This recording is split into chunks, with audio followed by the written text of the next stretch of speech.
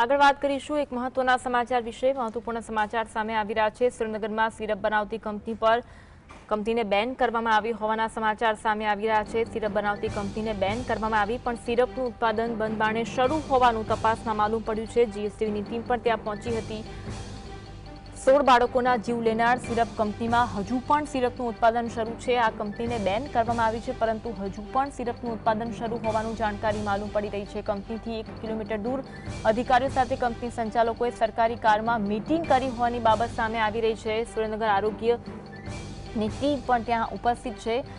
કેન્દ્રીય તપાસ એજન્સી પણ ત્યાં ઉપસ્થિત છે। બેન કરવા સુધીની કાર્યવાહી કરવામાં આવી છે, પરંતુ હજુ કંપનીમાં સિરપનું ઉત્પાદન ચાલુ હોવાનું માલુમ પડી રહ્યું છે। કંપનીથી થોડે દૂર અધિકારીઓ સાથે મીટિંગ કરી હોવાની બાબત પણ સામે આવી રહી છે અને ઘણી મોટી ચોંકાવનારી બાબત કહી શકાય। એક તરફ કંપનીને બેન કરવામાં આવી છે, પરંતુ કંપની હજુ શરૂ છે।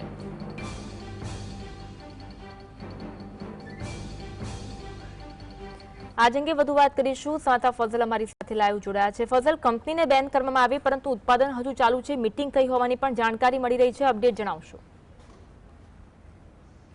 ખાસ કરીને સુરેન્દ્રનગરની જે શેખપર રોડ ઉપર આવેલી સાપ કંપની છે તેના વિરુદ્ધમાં પગલા ભરવામાં આવી રહ્યા છે।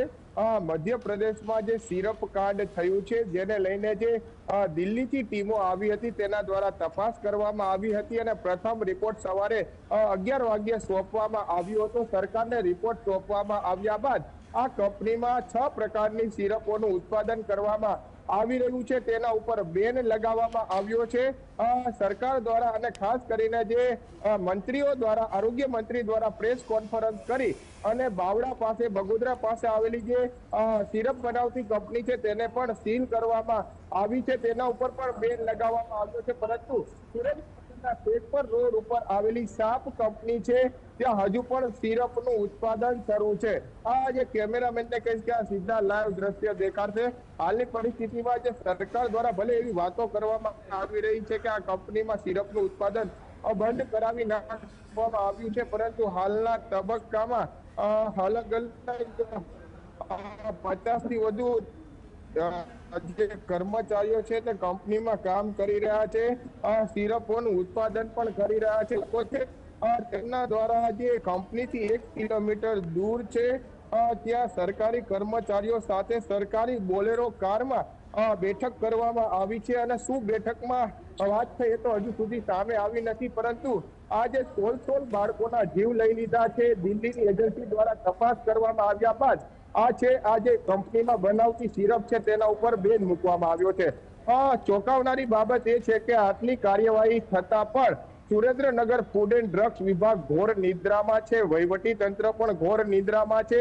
અહીં એક પણ વખત વિઝિટ માટે પણ જે અધિકારીઓ છે એસી ઓફિસમાં બેઠેલા નજરે પડી રહ્યા છે, એક પણ વખત આ કંપનીની મુલાકાતે પણ નથી આવ્યા। હજુ પણ આ જે મોતની સિરપ બનાવવામાં આવી રહી છે, ગુજરાત સરકારે તો તેના ઉપર બેન મૂકી દીધો છે, પરંતુ કાંઈ ના કાંઈ પ્રકારે અંદર સિરપનું ઉત્પાદન ચાલુ હોવાનો ધડાકો થયો છે।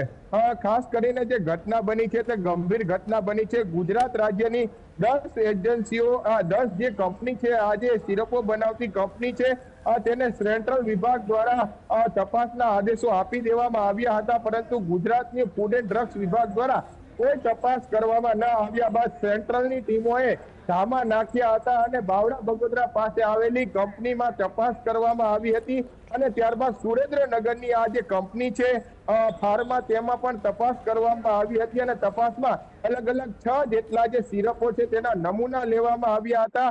તમામ પ્રકારના જે કાગળ વર્ક હોય છે, પેપર વર્ક હોય છે તે લેવામાં આવ્યા હતા અને અંતે આ કંપનીમાં બનતી સિરપ છે તેના ઉપર ગુજરાત રાજ્ય ઉપરાંત સમગ્ર ભારતમાં બેન મૂકવામાં આવ્યો છે અને સરકારે નિર્ણય કર્યા હોવા છતાં પણ હજુ પણ આ કંપનીમાં સિરપ બનાવવાનો સિલસિલો યથાવત છે। ક્યારે આ કંપનીમાં બનતી સિરપ બંધ થશે તેની સામે પણ સવાલ ઉભા થઈ રહ્યા છે, કારણ કે સિરપના સેવન બાદ 16 થી વધુ બાળકોના મોત નીપજ્યા છે। મોતનો મલાજો ન જળવાતો હોવાનો ઘાટ પણ હાલ સર્જાઈ જવા પામ્યો છે। જી આભાર ફઝલ, જોડાવા માટે અને